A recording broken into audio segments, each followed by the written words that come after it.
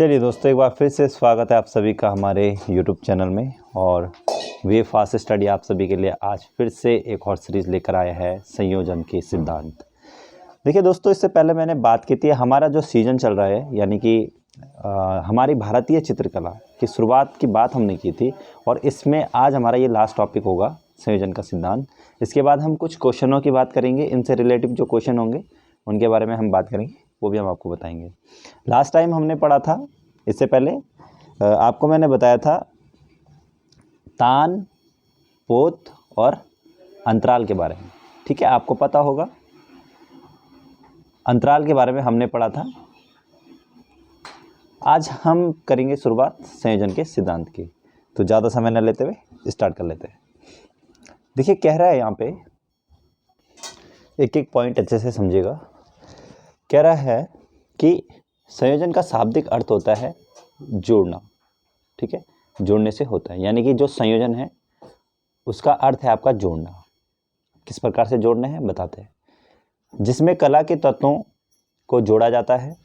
कला के तत्व साधन है, यानी कि जो कला के तत्व है उनको क्या किया जा रहा है, संयोजन में जोड़ा जाता है। यानी कि रेखा, रूप, वर्ण, तान, पोत और अंतराल। तो ये आपके कला के 6 तत्व बताए थे आपको। तो इन सभी तत्वों को संयोजन क्या करता है, ये संयोजन क्या कर रहा है, जोड़ता है। ठीक है, याद रखिएगा, क्योंकि ये सारे जो आपके तत्व है ये सब अलग है। ठीक है, हमें अलग देखने को मिलते हैं और इन सबको जोड़कर हम क्या करते हैं, एक चित्र का निर्माण करते हैं। ठीक है, रेखा को, रंग को, रूप को, इनको सबको जोड़ेंगे तभी तो एक चित्र का निर्माण होगा ना। तो वही चीज़ कह रहा है कि संयोजन क्या करता है, जोड़ने का काम करता है। आपको सिर्फ इतना ध्यान रखना है, संयोजन जोड़ने का काम करता है। किसको, चित्रकला के तत्वों को, और उससे क्या होता है, चित्र की रचना होती है। चलिए आगे देखिए, कला के तत्व साधन है। ठीक है, ये मैंने आपको बता दिया, ये साधन है और साधनों को उचित प्रयोग करना सिद्धांतों के माध्यम से कलाकार सीखता है। तो हमें क्या करना है, सिद्धांतों के माध्यम से मतलब सीखते हुए एक चित्र का निर्माण करना पड़ता है। यानी कि कलाकार की बात कर रहे हैं। कलाकार कौन है, हम लोग भी तो है ना। तो चलिए आगे देखते हैं क्या कह रहा है। आगे कह रहा है, अर्थात कला के तत्वों को जोड़ने की प्रक्रिया ही सिद्धांत है। ठीक है, यानी कि जो कला के तत्व है, ठीक है, उसको जो भी प्रक्रिया जोड़ रही है, ठीक है, वो क्या हो गए, सिद्धांत हो गए। यानी कि संयोजन के सिद्धांत की बात हो रही है।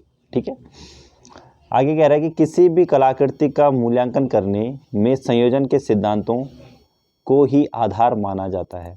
यानी कि कोई भी कलाकृति हो, जब हम उसका मूल्यांकन करते हैं, यानी कि उसको चित्रित करते हैं या फिर हम उसको देखते हैं, समझते, जो भी करते हैं, तो करने का जो सिद्धांत होता है वो संयोजन का सिद्धांत माना जाता है। ये आप याद रखें, उसका आधार माना जाता है। चलिए आगे बढ़ते हैं। कह रहा है कि चित्र संयोजन के निम्नलिखित सिद्धांत है। तो सबसे पहला हो गया आपका अनुपात प्रमाण, यानी कि इसे हम कहें तो प्रपोर्शन भी कहा जाता है। नंबर 2 है संतुलन, जिसे हम कहते हैं बैलेंस। नंबर 3 है आपका सामंजस्य, जिसे हम हार्मनी कहते हैं। उसके बाद आता है आपका विरोध। तो एंटी मतलब तो होता है अंत, पर विरोध की अगर मैं बात करूँ तो इसको कहते हैं हम, अगर मैं इंग्लिश में कहूँ तो इसको हम कह सकते हैं कॉन्ट्रास्ट, CONTRAST। ठीक है, कॉन्ट्रास्ट हम इसे कह सकते हैं। उसका मतलब आपका क्या आ जाएगा, विरोध। और एंटी मतलब होता है अंत। तो ये भी देखिए आप। उसके बाद है नंबर 5 पे प्रभाविता, जिसको हम कहते हैं, जिसे हम कहते हैं डोमिनेंस। ठीक है, ये भी आप याद रखिए। और उसके बाद है नंबर 6 पे एकता, जिसे हम यूनिटी बोलते हैं। इसी के साथ आगे बढ़ूं तो नंबर 7 पे है प्रभाव या लय, जिसको हम रिदम बोलते हैं। और उसके बाद है नंबर 8 पे पुनरावृत्ति, जिसे हम बोलते हैं रिपीटेशन। अब एक चीज़ आप याद रखना, मैं आपको बता देता हूँ। यहाँ पर तो संयोजन के 8 तत्व बताए जा रहे हैं। ठीक है, चित्र संयोजन के निम्नलिखित सिद्धांत हैं, यानी कि जो तत्व है, सिद्धांत है, वो 8 बताए जा रहे हैं। अगर मैं आदर्श बुक की बात करूँ तो अब ये वाली बुक देखिए आप, संयोजन के सिद्धांत। तो यहाँ पर आपके संयोजन के जो सिद्धांत है वो आपके 6 देखने को मिलेंगे। ये सहयोग, सामंजस्य, संतुलन, प्रभाविता, लय, प्रमाण। तो मतलब किसी बुक में आपके 8 दिए होंगे, किसी में 6 दिए होंगे, ये आप थोड़ा देखिएगा ज़रूर। तो वही चीज़ है। चलिए आगे बढ़ लेते हैं। पहला है आपका, कह रहा है कि अनुपात यानी कि प्रमाण, प्रपोर्शन जिसे हम बोलते हैं। कह रहा है कि चित्रकला में प्रमाण को अनुपात नाम की संज्ञा दी जाती है। यानी कि जो आपका प्रमाण है उसे हम चित्रकला में क्या कहते हैं? अनुपात कहते हैं। अनुपात मतलब होता है आपका नाप, नाप होता है आपका नाप, माप हो सकता है, ठीक है, जिसे हम मापते हैं चित्र को, वही चीज़ समझने की कोशिश, समझाने की कोशिश कर रहे हैं। आगे कर रहे हैं कि जिसका अर्थ होता है लंबाई, चौड़ाई तथा बनी आकृतियों का एक दूसरे से पारस्परिक संबंध होना, ठीक है। लंबाई और चौड़ाई का ध्यान रखिए, इसमें देखने को मिलता है।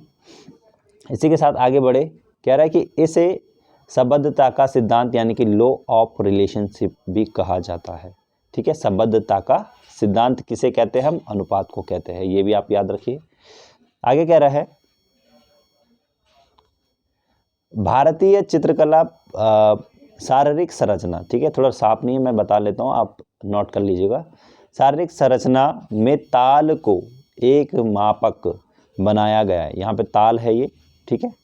ताल मतलब क्या होता है? उसको मतलब उसको क्या किया गया, अलग अलग भाग में, फिर उससे क्या किया गया, मापक यानी कि मापा गया है। सही अनुपात का ज्ञान अभ्यास एवं अनुभव से प्राप्त किया जा सकता है। यानी कि जो आपका सही अनुपात होगा या सही अनुपात होगा वो ज्ञान अभ्यास से क्या किया जाएगा, उसका अनुभव किया जाएगा, ठीक है, जब हम उसमें क्या करेंगे, अभ्यास करेंगे। चलिए आगे बढ़ते हैं, आगे होगा आपकी समझ में। नंबर 2 पे आता है संतुलन यानी कि आपका बैलेंस, ठीक है। लिखा साफ नहीं है, कोई बात नहीं, आप जो चीज़ मैं बोल रहा हूँ उसे समझिए। चित्रकला में संतुलन कला का सृजन का सिद्धांत है।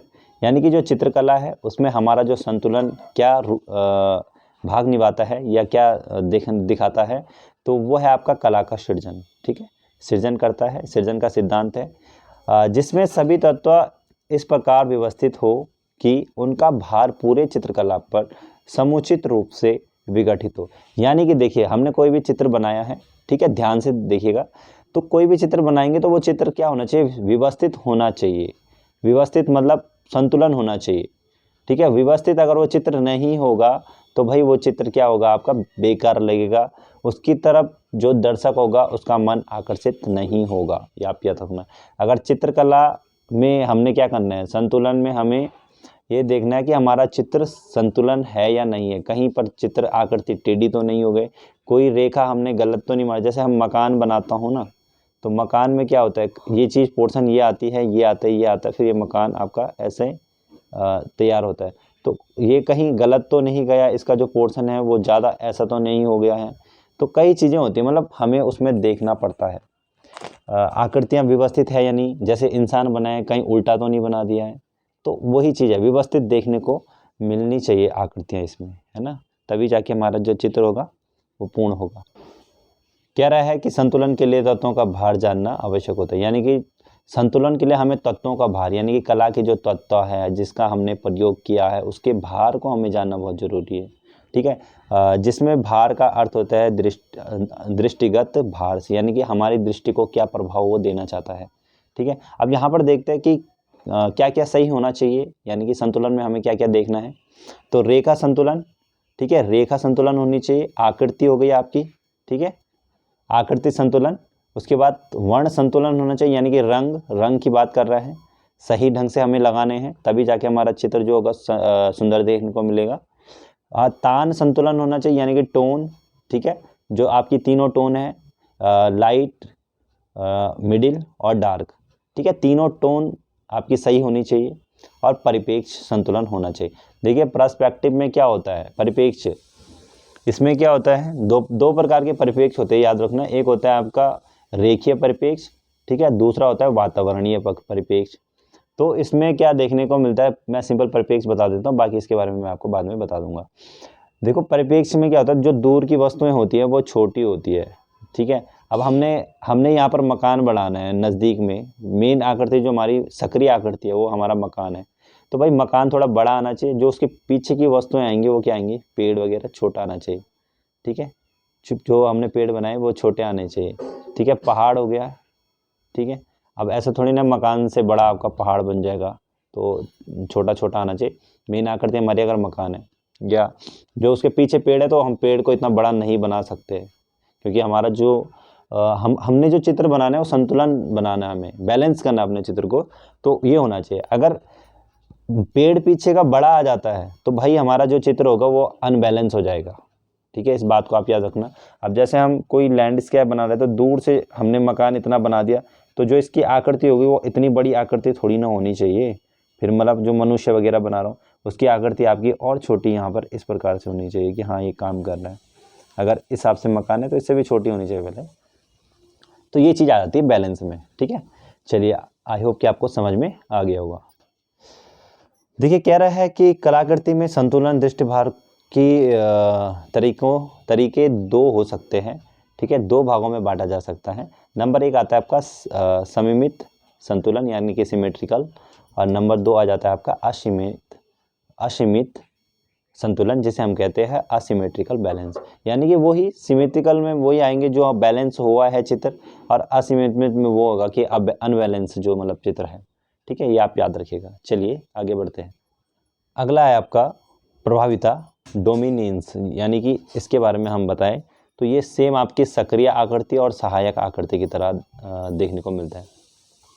जो प्रमुख भाग निभाता है और उसको जो आपकी प्रमुख भाग निभाएगी वो सक्रिय हो जाती है, जो आपका सपोर्ट कर रहा है यानी कि उसको सपोर्ट कर रहा है अदर्स आकृतियाँ होती है जो, तो उसे हम क्या कहते हैं, सहायक। तो वैसे ही है थोड़ा बहुत, तो देखिए ध्यान से देखिएगा। कह रहा है कि प्रभाविता के अंतर्गत मुख्य आकृति के महत्व को प्रधानता दी जाती है, यानी कि जो मुख्य आकृति होगी उसे प्रभाविता के अंतर्गत क्या दिया जाता है, महत्व दिया जाता है, ठीक है। आगे कह रहा है कि और गौण आकृति को उसके अनुसार द्वितीय स्थिति में संयोजित करते हैं, ठीक है। तो गौण आकृति मतलब जो अन्य आकृति होगी, गौण मतलब अन्य आकृति होगी, उसे द्वितीय श्रेणी में रखा जाएगा, ठीक है। तो कोई भी चित्र बनाएंगे हम तो प्राथमिक आकृति आपकी प्रभाविता में हो जाएगी कि जो हमें प्रभाव दे रही है, जो सबसे मेन आकृति होती है वो आ जाएगी आपकी, और बाकी जो अदर्स है वो क्या प्रभाव दे रहे हैं उसके बारे में। तो पहले आपका क्या होता है, मुख्य आकृति, जो मतलब हमारे चित्र में मुख्य आकृति है। कह रहा है आगे कि उदाहरण मानव आकृति में या वस्तु आकृति में, ठीक है। मानव की बात करें हम या वस्तु आकृति की बात करें, में एक प्रमुख आकृति जो नायक का रूप निभाती है, यानी कि वो फ्रंट में हो सकती है, कहीं पे भी हो सकती है, पर वो क्या कर रही है, वो मेन आकृति है, नायक आकृति का रूप निभाती है, मतलब वो सब कुछ बता रही है, ठीक है। अब देखिए आगे क्या कह रहा है, आगे कह रहा है तथा अन्य आकृतियों या आकृतियां उसको सहयोग प्रदान करती है, ठीक है। मतलब अन्य आकृतियां क्या करेंगे, नायक आकृति को क्या करेंगे, सहायक प्रदान करेंगे, ये आप याद रखिएगा। फिर कह रहा है कि प्रभाविता का जो प्रयोग है वो अजंता गुफा में सफलता पूर्वक किया गया है, ठीक है। प्रभाविता का आपको समझ में आ गया होगा, जो मेन आकृति होती है वो नायक आकृति होती है, वो क्या कर रही है, प्रभाव बताती है, और अन्य आकृतियाँ उसको सपोर्ट करती है, सहयोग देती है, तो वो भी हल्का आपको प्रभाव दिखाती है। चलिए आगे बढ़ते हैं। कह रहा है कि उद्देश्य प्रभाविता के 3 उद्देश्य होते हैं। एक होता है आपका एकर सत्ता समाप्त करना, नंबर दूसरा होता है आपका किसी चित्रित वस्तु आकृति के रूप को सहजाता प्रदान करना, यानी कि उसको क्या करती है, सपोर्ट देती है, ठीक है, अपनी योग्यता निभाने के लिए उसको सपोर्ट करता है, ठीक है, पूरा सहयोग देता है। उसके बाद नंबर 3 है मुख्य विचार की अभिव्यक्ति करने वाले तत्व को वरीयता देना, ठीक है। जो मुख्य विचार है उसको क्या करता है, अभिव्यक्ति प्रदान करता है उस तत्व को, ठीक है, वरीयता देता है उसको। चलिए आगे बढ़ते हैं। चलिए नेक्स्ट देखिए, कह रहा है कि एकता यानी कि यूनिटी। तो देखते हैं क्या कहना चाहता है, सहयोग की बात कर रहा है। कह रहा है कि एकता का तात्पर्य सब तत्वों को आपस में संबंध बनाए रखना, यानी कि जो एकता है, ठीक है, उसका तात्पर्य क्या है, जो सभी तत्व है, सब तत्व यानी कि रेखा, रूप, अंतांग, पद, अंतराल की बात कर रहे हैं, उनको आपस में संबंध बनाए रखना, उनके आपस में उनको मतलब जोड़े रखना, ठीक है, याद रखना। आगे कह रहा है कि विभिन्न कारक का संपूर्ण रूप से सहयोग उत्पन्न किया जाता है, यानी कि विभिन्न कारक के संपूर्ण रूप से सहयोग उत्पन्न किया जाता है। जो भी कारक होंगे उसके संपूर्ण रूप से क्या होगा, सहयोग उत्पन्न होगा, ठीक है, कोई भी कारक हो सकता है चित्र में, तो सहयोग उत्पन्न होता है।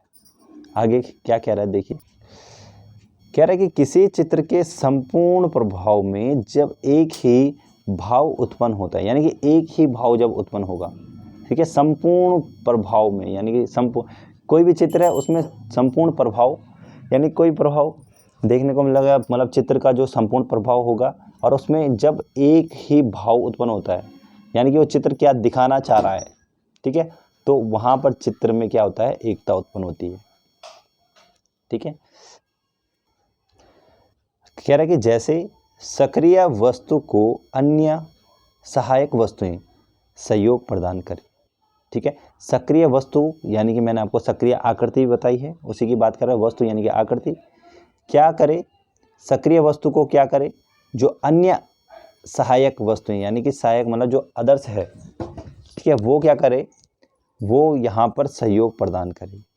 फिर जो रचना में सहयोग को दो भागों में बांटे, अच्छा ठीक है, जो रचना होगी उसे दो भागों में बांटा गया है। नंबर एक आपके सक्रिय सहयोग, जिसे हम बोलते हैं डायनामिक यूनिटी हो जाती है, और दूसरा आपका हो जाता है निष्क्रिय सहयोग, यानी कि स्टैटिक यूनिटी,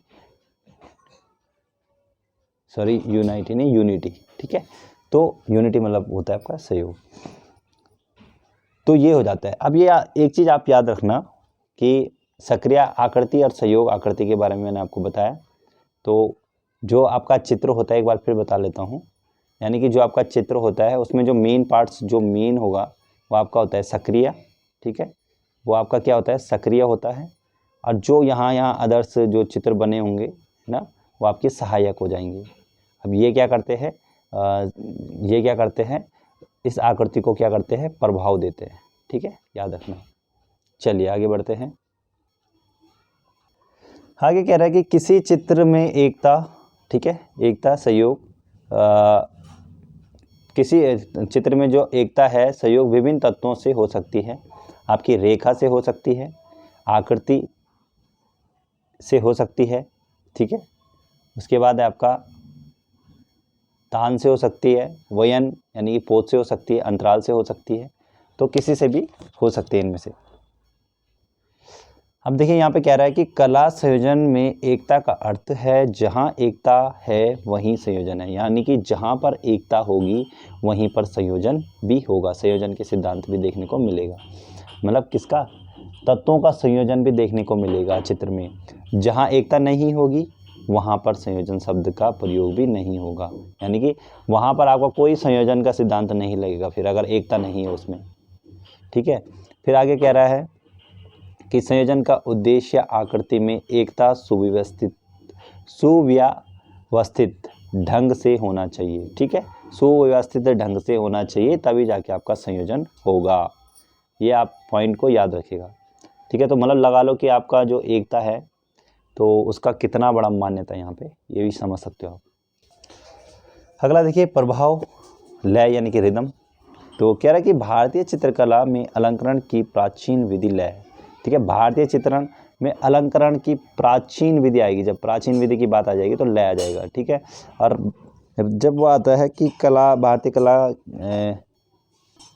तो भारतीय कला की जब बात आती है कि भारतीय कला क्या है, तो आपकी क्या आ जाएगा फिर, रेखा प्रदान आ जाएगा, रेखा प्रदान, ठीक है। यहाँ पे अलंकरण की बात आएगा तो लय आ जाएगा। आगे देखिए कह रहे हैं गति ही लय है, यानी कि गति को ही लय कहा जाता है। जहाँ गति के प्रभाव में मेल होता है वहीं गति की अनुभूति होती है, ठीक है। जहाँ पर गति में प्रभाव देखने को मिलेगा, इस पर इसका जो मेल देखने को मिलेगा, वहीं पर आपको क्या होगी, गति की अनुभूति होगी। यार ये चित्र में भी देखने को मिलेगा आपको, ठीक है, जब हम चित्र बनाएंगे उसमें देखने को मिल जाएगी। फिर कह रहा है कि भारतीय चित्रण विधा में लय को चित्र की अनुकृतियों का प्रमाण माना जाता है। यानी कि जो भारतीय चित्रण है उसमें लय को क्या माना जाता है, चित्र की अनुकृतियों का प्राण माना जाता है। ठीक है, चित्र की अनुकृतियों का प्राण माना जाता है लय को। आगे कह रहा है कि जिसके अभाव में चित्र निर्जीव होता है, यानी कि अगर चित्र में लय है तो उससे चित्र क्या होगा, उसके अभाव में चित्र क्या हो जाएगा, निर्जीव हो जाएगा। ठीक है, याद रखिएगा। फिर कह रहा है कि एक ही आकृति के बार बार दोहराने से क्रमिक गति का आभास होता है। यानी कि जो एक आकृति होगी, ठीक है, एक ही आकृति के बार बार दोहराने से, यानी कि हम उस पर बार बार दोहरा रहे हैं तो क्रमिक गति का आभास हमें देखने को मिल जाएगा। लय का अर्थ चित्रभूमि पर आँखों का स्वतंत्र आबाद एवं मधुर विचार या विचरण होता है। ठीक है, किसका, लय की बात कर रहा है। इसका अर्थ चित्रभूमि में क्या होता है, हमारे जो आँखों में पड़ता है स्वतंत्र आभास और मधुर विचरण इसमें हमें देखने को मिल जाता है। फिर कह रहा है कि स्वरूप की दृष्टि से गति दो भागों में विभक्त की जाती है। तो देखते हैं कौन कौन से हैं। एक है आपका सहज गति, नेचुरल बोलते हैं जिसे, और एक है आपका प्रेरित गति जिसको बोलते हैं हम इंड्यूस्ड बोलते हैं जिसे हम। आगे कह रहा है कि लय के प्रकार, लय के 4 प्रकार माने जाते हैं। नंबर 1 है आपका पुनरावृत्ति, ठीक है। नंबर 2 है वैकल्पिक अनुकर्म, उसके बाद है नंबर 3 अविरल प्रभाव, और नंबर 4 है आपका विकर्ण, यानी कि विकर्णन। ये याद रखिएगा आप, लय के 4 प्रकार है। आगे कह रहा है कि वस्त्र पर छपे डिज़ाइन के आधार पर पुनरावृत्ति 3 प्रकार की होती है। तो कौन कौन से, वस्त्र पर छपे डिज़ाइन की बात हो रही है, ठीक है। तो पुनरावृत्ति देखते हैं कितने प्रकार की होती है। एक होता है लंबवत, दूसरा होता है क्षितिज, और तीसरा होता है आपका कणवत।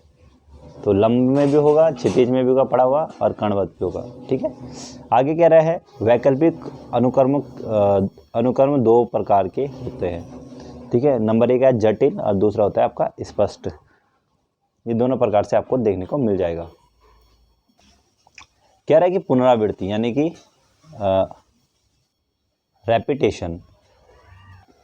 रेपिटेशन यानी पुनरावृत्ति में क्या होता है, पुनरावृत्ति में कला के एक ही तत्व को बार बार प्रस्तुत करके कृति रचना में एकता लाने का प्रयत्न किया जाता है। यानी कि हम उस आकृति को क्या करते हैं, कला के एक ही तत्व को हम क्या कर रहे हैं, बार बार क्या कर रहे हैं, रिपीट कर रहे हैं, और उसमें तब हम क्या करते हैं, एकता लाने का प्रयत्न करते हैं, ठीक है, एक ही तत्व से।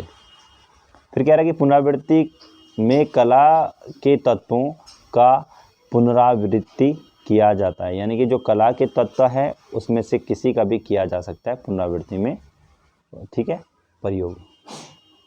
आगे देखिए, पहला देखिए कह रहा है कि किसी तत्व को कहीं अधिक, कहीं कम, कहीं सीधा और कहीं उल्टा बनाया जाता है, ठीक है। ये आपको बता रहा है पुनरावृत्ति के अंदर। फिर कह रहा है नंबर 2 कि एक रंग के निकट दूसरे रंग की पुनरावृत्ति से क्या होता है, सुंदर रंग सामंजस्य पैदा होता है। तो वो हो गई, जैसे हम लाल में पीला मिलाएंगे तो नारंगी सुंदर रंग का पैदा होगा, ठीक है। ऐसे ही हम क्या करेंगे कि नीला और लाल को मिलाते हैं तो नीला और पीला को मिलाएंगे तो आपका सुंदर हरा रंग पैदा हो जाएगा। तो इसी प्रकार से पुनरावृत्ति में आपको ये देखने को मिलेगा। फिर कह रहा है कि पुनरावृत्ति केवल तत्वों की नहीं होती वरन गति भाव की भी होती है। तो वो तो होती है, ठीक है, तत्व का अलग है, तत्वों की नहीं होगी, गति भी देखने को मिलेगा, तब भी आपकी क्या होगी, पुनरावृत्ति होगी। फिर कह रहा है नंबर 4 समस्त प्राकृतिक व्यवस्था पुनरावृत्ति पर आधारित है। यानी कि कोई भी प्राकृतिक व्यवस्थाएं हमें देखने को मिल रही है, प्राकृतिक चीज़ें, तो वो क्या है, आपकी पुनरावृत्ति पर आधारित है, ठीक है। चलिए अब देखिए विरोध का मतलब समझ लेते।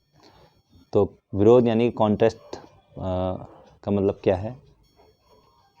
कह रहा है कि चित्र में एक रास्ता उसका आभूषण होता है और इस अवगुण को दूर करने के लिए चित्रकार विरोध का समावेश करता है। आगे कह रहा है और विरोध के द्वारा चित्र का संयोजन सघन हो जाता है। ठीक है, तो यही चीज़ है कि मतलब कोई भी चित्र है उसमें हम क्या कर रहे हैं, अगर उसमें कोई भी परेशानी, दिक्कत या अवगुण हो चुका है तो उसे हम किस प्रकार से सही करें, ये चीज़ बताने की कोशिश कर रहा है। अब चित्रकार क्या करता है, उस विरोध को पैदा करता है, यानी कि उसका समावेश करने की कोशिश करेगा। और फिर क्या होता है, जो विरोध के द्वारा क्या होगा, चित्र क्या होगा, आपका चित्र संयोजन हो जाएगा, सघन हो जाएगा। तो मतलब चित्र में कभी गलतियां हो जाती हैं तो उसे सही करने के लिए हमें क्या करना पड़ेगा, कुछ अच्छे नियमों का पालन करना पड़ेगा, फिर अच्छी चीज़ों को वहाँ पे डालना पड़ेगा। अब देखिए यहाँ पे क्या क्या विरोध देखने को मिलता है। रेखा का विरोध, दिशा का विरोध हो सकता है और वर्ण का विरोध हो सकता है। यही इम्पोर्टेंट हो जाता है यहाँ पे। अब जो ये विरोध होता है वो आपके चित्र में एकता की प्रक्रिया को भंग करने को विरोध कहते हैं। यानी कि विरोध हम किसे कह रहे हैं, जो क्या कर रहा है, चित्र में एकता की प्रक्रिया को क्या कर रहा है, भंग कर रहा है, वही आपका विरोध होगा। अब उसको हम कैसे सही करें, वो हमारे पास मतलब उसके बारे में हमें सोचना चाहिए कि हमारा चित्र अगर थोड़ा सा भी गलत हो गया, किस प्रकार से, कहाँ पर रंग ज़्यादा लग गया, क्या हो गया, तो उसको हमें कैसे सही लाना है, कैसे सही दिशा में डालना है। तो उसके बारे में हमें रंगों का इस्तेमाल, रेखा का प्रयोग, दिशा का विरोध, तो मतलब सारी चीज़ों का हमें जानना पड़ेगा, तभी जाके हम वहाँ पर सही कर सकते उसे। अब देखिए आप क्या कह रहे हैं, परिप्रेक्ष्य यानी कि पर्सपेक्टिव। तो यहाँ पर परिप्रेक्ष्य किसे कहते हैं, कह रहा है कि परिप्रेक्ष्य का अर्थ होता है द्विआयामी तल, चित्र तल पर किसी चित्र को त्रिआयामी दिखाना। देखो परिप्रेक्ष्य का बहुत बड़ा रोल है, यानी कि द्विआयामी जो आपका पृष्ठभूमि है, कागज है, उस पर त्रिआयामी प्रभाव दिखाना, 2D से आपको 3D बताना। ठीक है, 3D इसमें देखने को आपको मिल जाएगा। आगे कह रहा है कि किसी चित्र में निकट की वस्तु बड़ी तथा दूर की वस्तु छोटी प्रतीत होती है। यानी कि कोई भी चित्र है आपका, उसमें निकट की जो वस्तुएं होंगी, ठीक है, वस्तुएं जो होंगी वो बड़ी होंगी, और जो दूर की आपको वस्तुएं देखने को मिलेंगी, ठीक है, वो छोटी होनी चाहिए। याद रखिएगा आप, जैसे आप किसी ट्रेन को देखते हो तो आपकी जो ट्रेन होती है वो ऐसी होती है। ठीक है,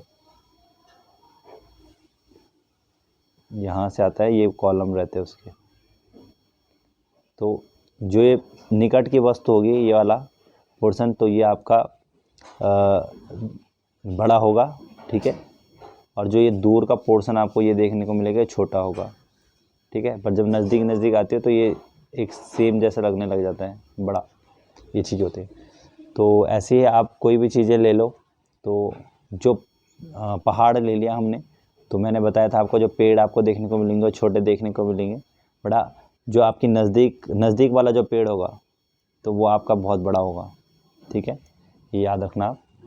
चलिए आगे देखिए क्या कह रहा है।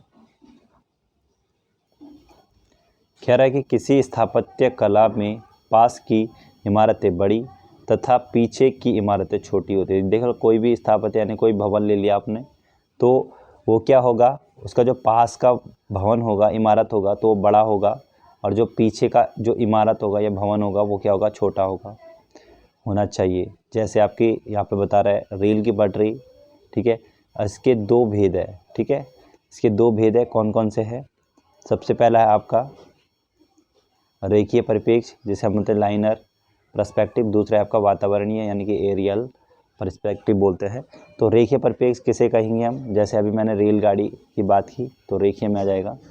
और वातावरणीय, रेखीय मतलब वही जिसमें हम रेखाओं के माध्यम से उसे देखना चाहते हैं। ठीक है, और वातावरणीय परिप्रेक्ष्य में क्या होता है, वायुमंडल का प्रभाव देखने को मिलता है। यानी कि जब वायुमंडल का प्रभाव पड़ता है तो जो दूर की वस्तुएं होती है तो वो क्या देखने को मिल जाती है, धुंधली देखने को मिल जाती है। या फिर जो आपका शीतल वातावरण होगा तो दूर की वस्तुएं आपकी नीली हो जाती है। ठीक है, नीले रंग की हो जाती है शीतल वातावरण में। और अगर मैं ऋतु की बात करूं तो ऋतुओं में क्या हो जाता है, दूर की वस्तुएं मटविली हो जाती है। ठीक है, यानी कि भूरी कलर की टाइप की हो जाती है। तो वही आपको देखने को मिलेगा। ये 2 प्रकार के आपके क्वेश्चन भी आ जाता है कि परिप्रेक्ष्य कितने प्रकार के, 2 प्रकार के, रेखीय परिप्रेक्ष्य, वातावरणीय परिप्रेक्ष्य। आगे कह रहा है तो निम्न में से इनमें से घटकों का होना अनिवार्य है। यानी कि इसके जो कुछ घटक है अनिवार्य है, चित्रतल, स्थिर बिंदु, दृष्टि बिंदु यानी कि दृष्टि को जो बिंदु प्रभाव कर रहा है, प्रभाव दे रहा है, और दृष्टिपथ होता है, क्षितिज रेखा होती है, अदृश्य बिंदु होता है। इनके बारे में मैं आपको बता दूंगा। तो आज की वीडियो में हमने ये देखा, और आगे मैं बात करने वाला हूँ वस्तुनिष्ठ प्रश्नों की, यानी कि जो वस्तुनिष्ठ प्रश्न होंगे वो हमारा अगली वीडियो में आएगा, और इससे रिलेटिव कितने हमारे प्रश्न बनते हैं, यानी कि वो सारे प्रश्न मैं आपको अच्छे से बताऊंगा। तो आज की वीडियो में हम इतना ही जानेंगे। तो आज हमने संयोजन के सिद्धांतों को भी जाना। आई होप कि आप सभी को पसंद आया हो। अगर कहीं पे गलतियाँ आ जाती हैं, ठीक है, कहीं पे हमने गलत बता दिया हो, तो आप नीचे कमेंट सेक्शन में ज़रूर बताइएगा। बाकी उसमें बहसबाजी करने की ज़रूरत नहीं है, क्योंकि गलतियाँ तो किसी से भी हो सकती है, ठीक है, इस बात को आप याद रखिएगा। तो दोस्तों, अब मैं क्या कहना चाह रहा था, तो आज की इस सेक्शन में हमने जो बात की उसको आप अच्छे से देख लेना एक बार, और अगला जो हमारा चैप्टर चलेगा उसके बारे में भी हम बात करेंगे। इसके बाद हम कुछ क्वेश्चंस लाएंगे ये वाले, तो फिर जैसे क्वेश्चंस ख़त्म होंगे उसके बाद हम फिर अगले माध्यमिक तकनीकी को पढ़ेंगे। तो चलिए आज की वीडियो हम यहीं पे समाप्त करते हैं, फिर मिलते हैं एक नई वीडियो के साथ। तब तक के लिए दोस्तों अपनी पढ़ाई अच्छे से कीजिए। Thanks for watching, bye for now, take care.